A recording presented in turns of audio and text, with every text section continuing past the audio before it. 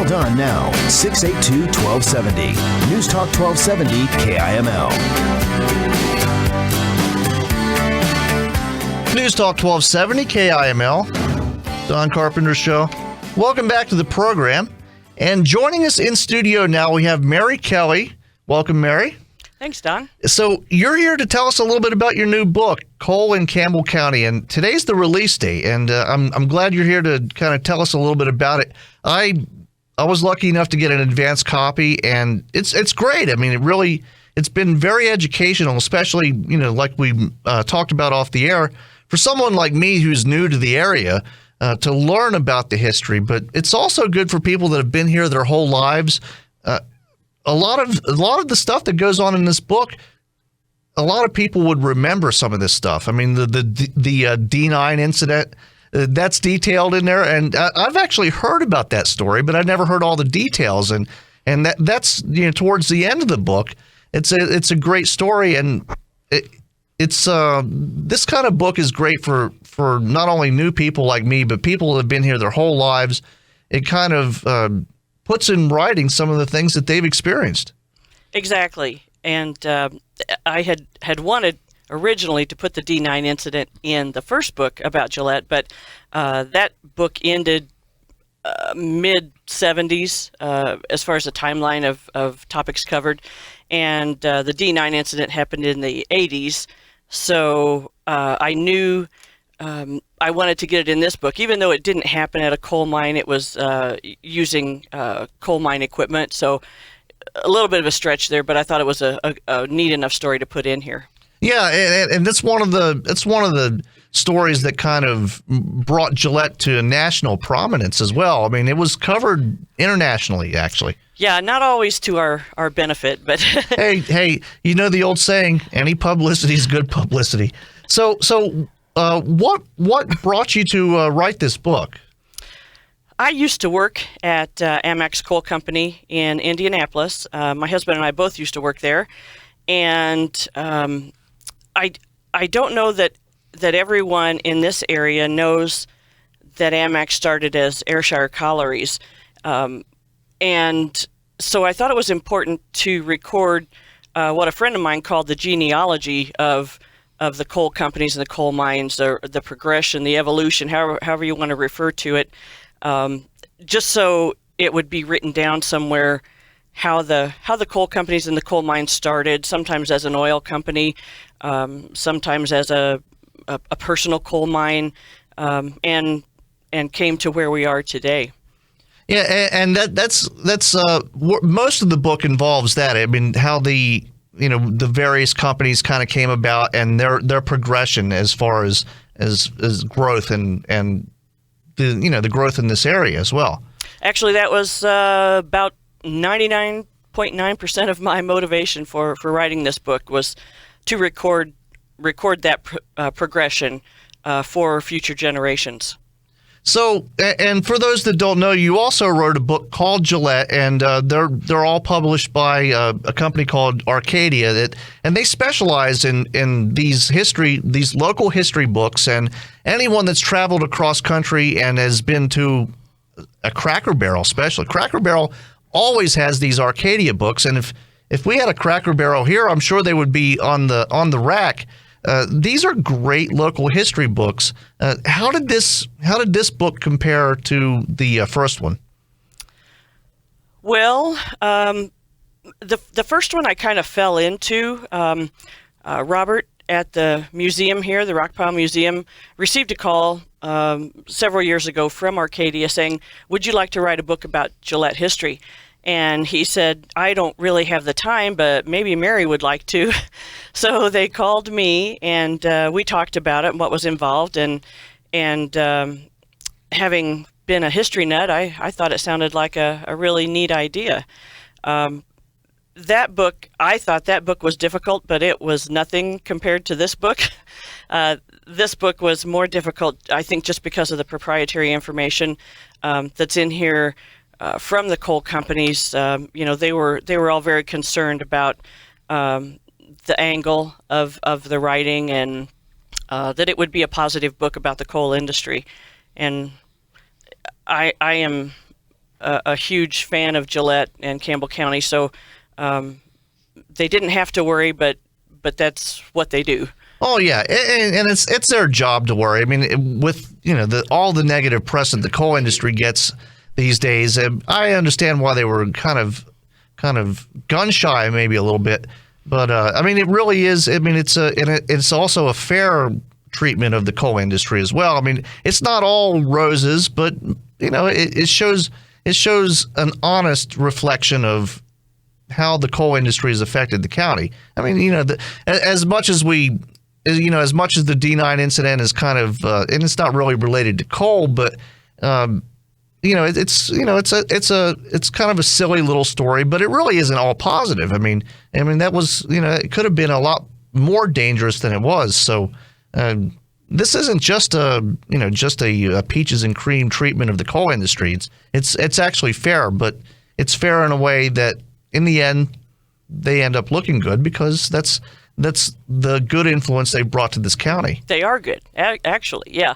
When the RVers were here this summer, and I gave some presentations about the history of Gillette, and I had more than one person come up to me and say, the coal industry really needs to spend some money on clean air and environmental issues and things like that. And I said, are you kidding me?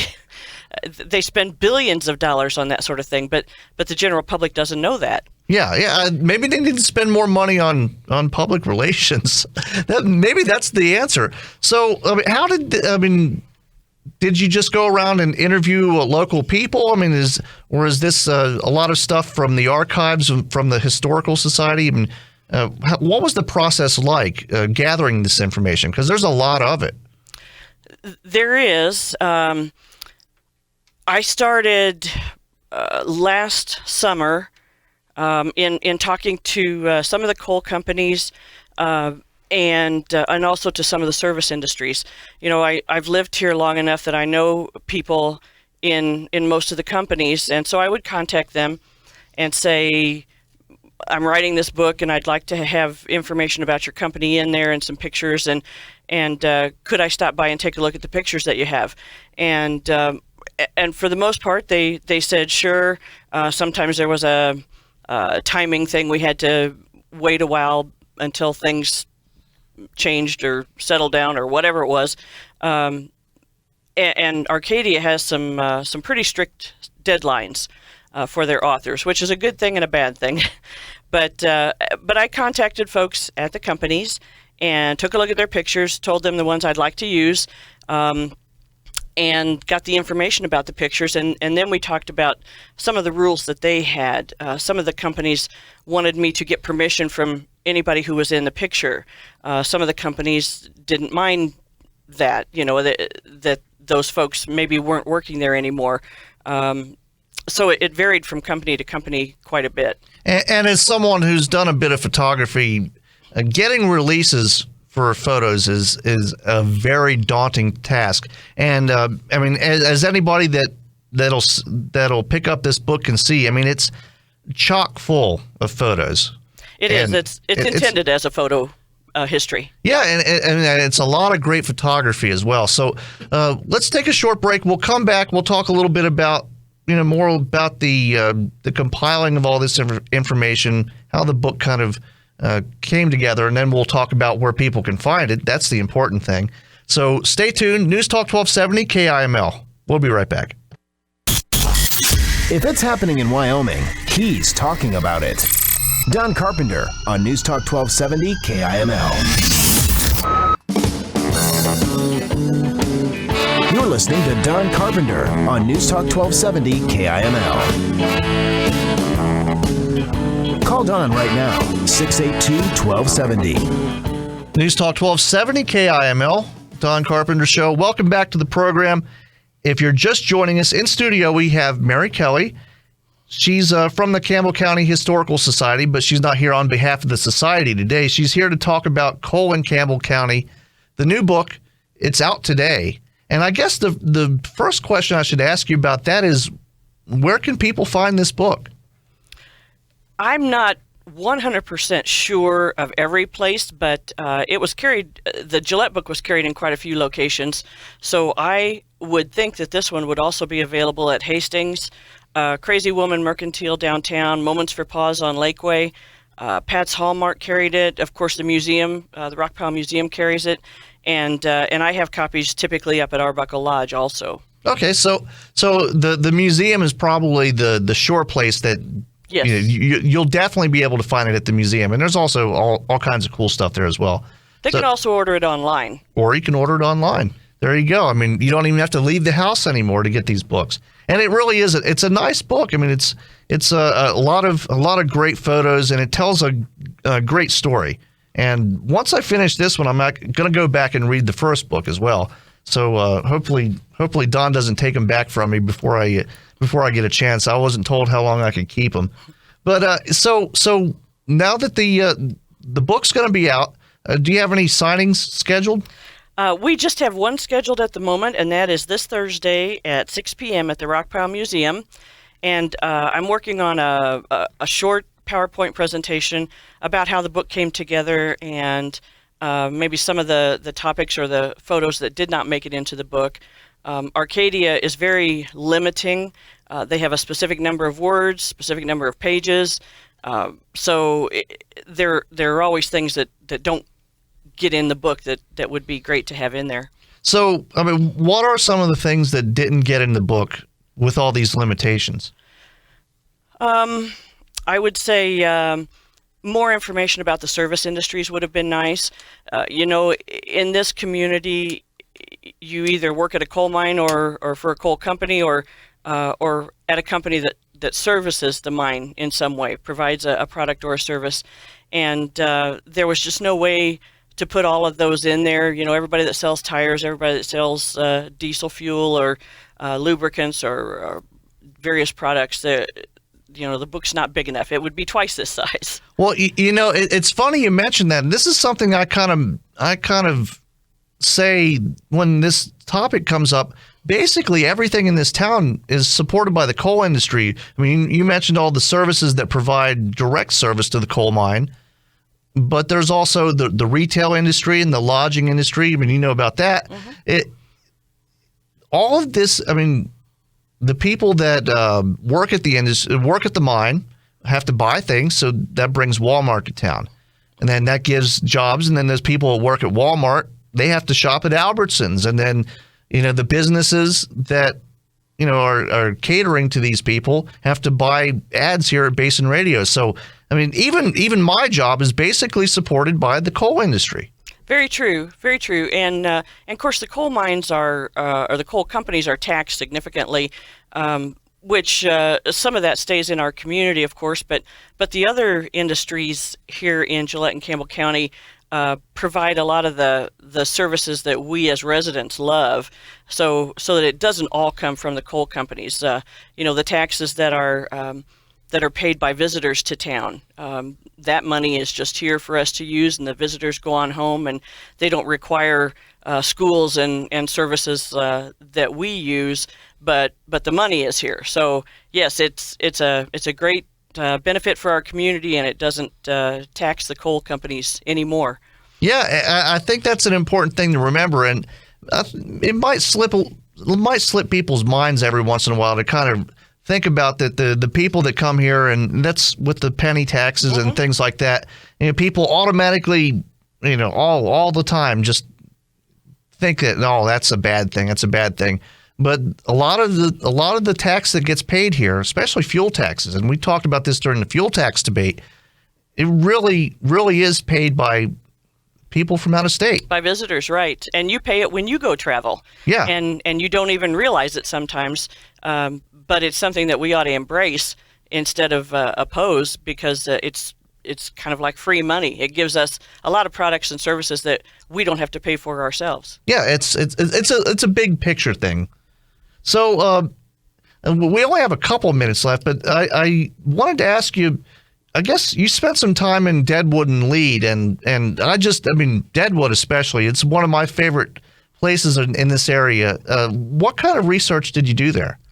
Deadwood and Lead are very significantly tied to this area because of the Wyandotte mine. The Wyandotte mine was created basically to produce coal to run the Homestake gold mine in Lead, South Dakota. So there is a definite tie there, and they have information over there and photos that we didn't have over here.